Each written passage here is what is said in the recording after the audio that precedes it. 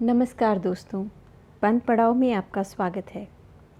आज आपके लिए लेकर आई हूँ मनु भंडारी जी की लिखी कहानी शमशान। तो चलिए शुरू करते हैं। रात के 10 बजे होंगे। शमशान के एक ओर डोम ने बेफिक्री से खाट बिछाते हुए कबीर के दोहे की ऊंची तान छेड़ दी। जही घट प्रेम न संचरे, सोई घट जान मसान।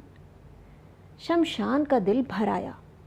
एक सर्द आह भरकर उसने अपनी पहलू में खड़ी एक पहाड़ी से कहा, मैं इंसान को जितना प्यार करता हूँ उतनी ही घृणा उससे पाता हूँ। सभी मनुष्य ये चाहते हैं कि कभी मेरा मुंह ना देखना पड़े, पर वास्तव में मैं इतना बुरा नहीं हूँ। संसार में जब मनुष्य को एक दिन के लिए भी स्थान नहीं रह जाता, तब मैं उसे अपनी गोद में स्थान देता हूँ। चाहे कोई अमीर हो या गरीब, वृद्ध हो या बालक, मैं सबको समान दृष्टि से देखता हूँ। पर उससे क्या होता है? मेरे पास वह प्रेम नहीं जो मनुष्य की सबसे बड़ी निधि है। मेरे दिल में मोहब्बत का वो चिराग रोशन नहीं होता जिसके बल पर मैं उसके दिल में अपने लिए थोड़ा सा स्थान बना सकता। नहीं जानता खुदा ने मेरे साथ ऐसी बेइंसाफ़ी का सलूक क्यों किया। शहर और शमशान के बीच खड़ी पहाड़ी मुस्कुरा दी। उसकी ये व्यंग्यात्मक मुस्कुराहट शमशान के हृदय में चुभ गई।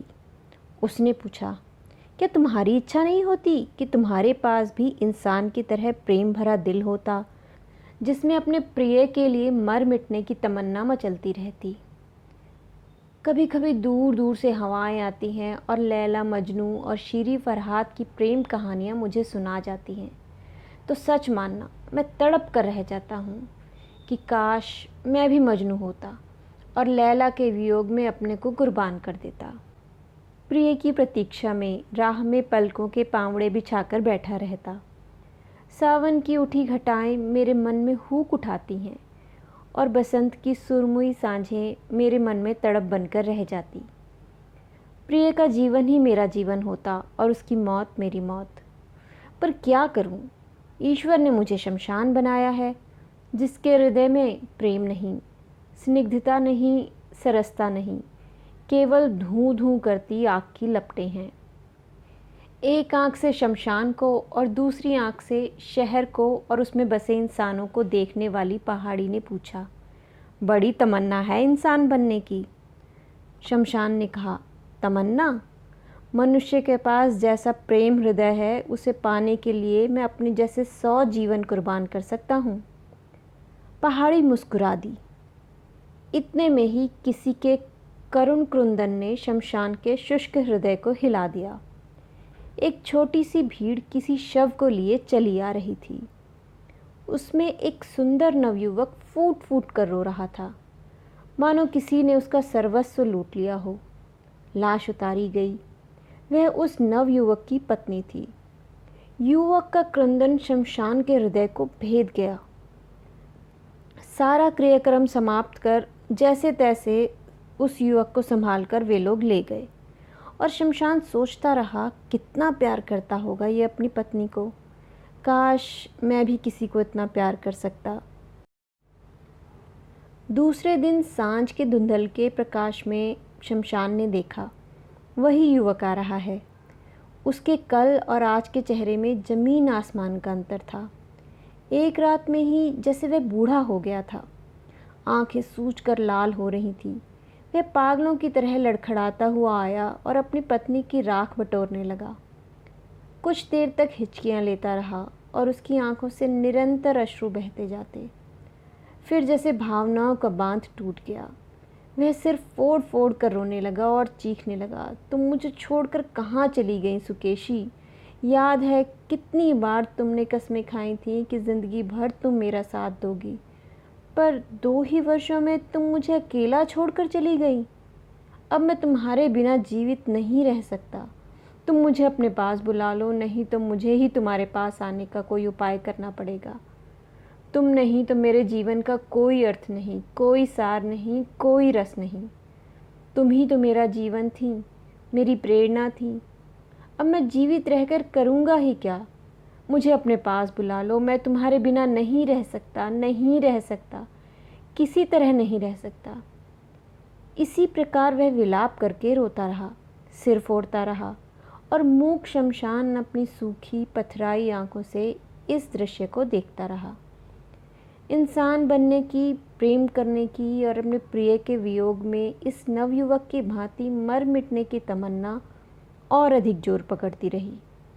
वह यही सोचता रहा, काश मैं भी किसी को इसी तरह दिलो जान से प्यार कर सकता। उसके पहलू में खड़ी पहाड़ी मुस्कुराती रही। रो धोकर वह व्यक्ति तो चला गया, पर शमशान के हृदय को उसके आंसू गर्म सलाखों की तरह दग्ध करते रहे। उसने पहाड़ी से कहा, इस व्यक्ति की व्यथा ने मेरे हृदय को मथ डाला। यूं तो यहाँ रोज ही ऐसे कितने व्यक्ति आते हैं, पर जाने क्यों इसके दुख में, इसकी वेदना में ऐसा क्या था जो मैं कभी नहीं भूल सकूंगा। तुम देखना, अब ये जीवित नहीं रहेगा। एक दिन में ही अपनी प्रेयसी के वियोग में जिसने अपना शरीर को आधा बना डाला हो, वे भला कितने दिन इस प्रकार जीवित रह सकेगा। अब वह अवश्य ही रो धोकर प्राण दे देगा। और मैं भी चाहता हूँ कि वह मेरी गोद में आ जाए और मैं दोनों को हमेशा के लिए मिला दूँ। सारे दिन वह युवक के शव की प्रतीक्षा करता रहा, पर शव ना आया। हाँ, आसमान में जब सांझ का धुंधलका छाने लगा तो वह युवक आया और वैसे ही पागलों की तरह प्रलाप करता रहा।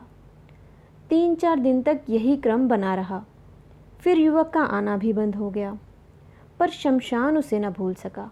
प्रत्येक शव को वह जाने किस उत्सुकता से देखता और फिर कुछ खिन्न सा हो जाता। एक दिन उसने पहाड़ी से पूछा, तुम्हें तो शहर का कोना कोना दिखाई देता है, बता सकती हो उस युवक का क्या हाल है? पहाड़ी ने मुस्कुराते हुए कहा, नहीं। शमशान ने कहा, मेरा अंतःकरण रह रह कर कह रहा है कि अवश्य ही उसने आत्महत्या कर ली होगी। वह शायद नदी में डूब गया होगा, या किसी ऐसे ही उपाय से उसने अपना अंत कर लिया होगा कि मैं उसकी लाश भी नहीं पा सका। मेरी कितनी तमन्ना थी कि मैं उसे उसकी प्रिया के पास पहुंचा देता। पहाड़ी ने पूछा, तुम्हें विश्वास है कि वो मर गया होगा? शमशान खींच उठा, तुम तो बिल्कुल ही पत्थर हो। जिसके हृदय को प्रेम की पीर ने भेद दिया हो, वह कभी जीवित रह सकता है? पहाड़ी केवल मुस्कुरा दी। दिन आए और चले गए।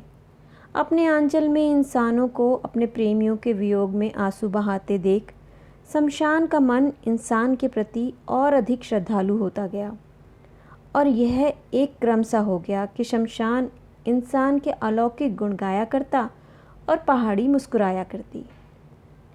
इसी प्रकार 3 वर्ष बीत गए। 3 वर्ष की लंबी अवधि भी शमशान के मन में उस सुंदर युवक की व्यथा को न पहुँच सकी। वह अक्सर उसकी बात करता, उसके उन आंसुओं की बात करता जो उसने अपनी प्रेयसी के वियोग में बहाए थे, उसके उस अनुपम प्रेम की बात करता जिसने उसे अवश्य ही आत्महत्या के लिए बाध्य कर दिया होगा, उसके उस करुण विलाप की बात करता जो आज भी उसके हृदय को मथे डाल रहा था। तभी एक दिन फिर उसका हृदय किसी परिचित स्वर की करुण चित्कारों से दहल उठा।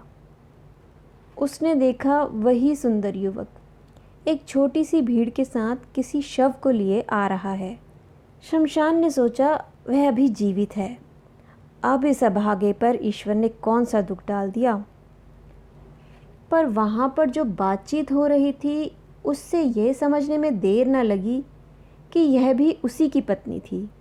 सब लोग कह रहे थे, इसके भाग्य में पत्नी का सुख लिखा ही नहीं है, वरना 5 ही वर्षों में यूं 2-2 पत्नियां ना छोड़ जाती। अभी बेचारे की उम्र ही क्या है।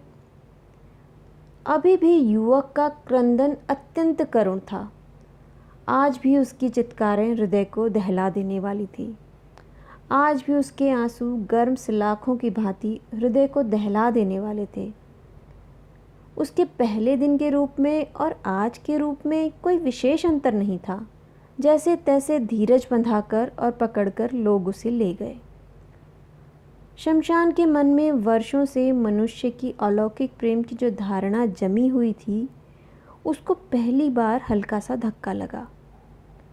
संध्या समय वह युवक फिर आया और अपनी पत्नी की राख में लोट पोट कर विलाप करने लगा। मैंने स्वप्न में भी नहीं सोचा था कि तुम मुझे इस प्रकार छोड़कर चली जाओगी। यदि मुझे इसी तरह मझधार में छोड़ जाना था तो मेरा साथ ही क्यों दिया। अब मैं तुम्हारे बिना कैसे जीवित रहूँगा। तुमने अपनी मधुर मुस्कानों से एक ही दिन में मेरे मन से सुकेशी की व्यथा पोंछ दी। मैं मन प्राण से तुम्हारा हो गया। तुम ही मेरी प्राण थी। अब यह निष्प्राण देह कैसे जीवित रहेगी, कितने दिन जीवित रहेगी। मुझे अपने पास बुला लो, मैं अब इस संसार में नहीं रह सकूँगा। सुकेशी तो मेरी अनुगामिनी थी, इसलिए मुझे उसका अभाव नहीं खटका, पर तुम तो मेरी सहगामिनी थी। हम तो दो शरीर एक प्राण थे। जब प्राण ही गए तो शरीर का क्या प्रयोजन। इसी तरह वह रोज़ आता, घंटों विलाप करता और चला जाता।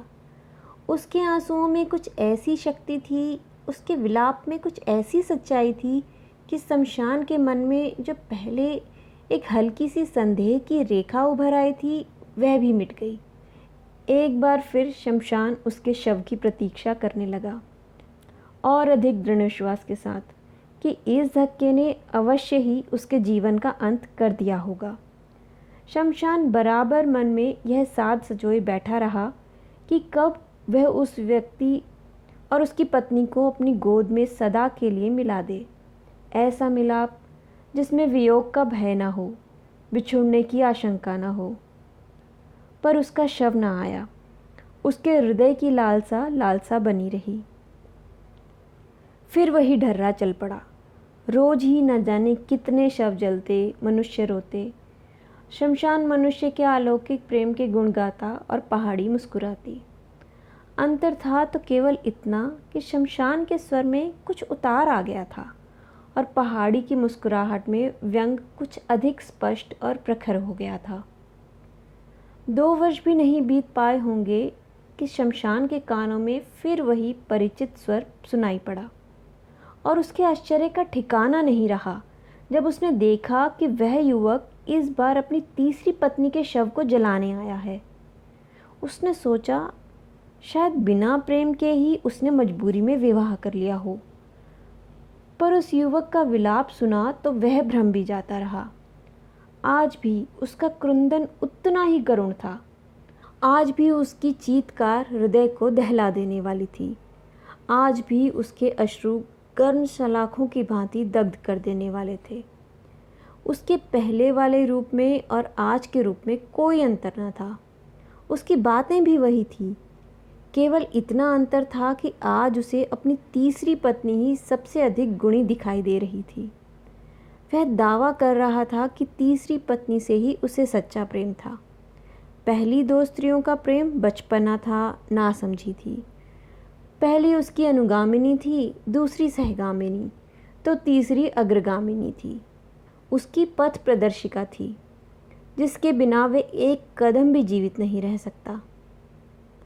वही पुरानी बातें, वही विलाप, वही क्रंदन, मानो इसका भावना के साथ कोई संबंध ही ना हो। कंठस्थ पाठ की तरह वह उसे दोहरा रहा हो।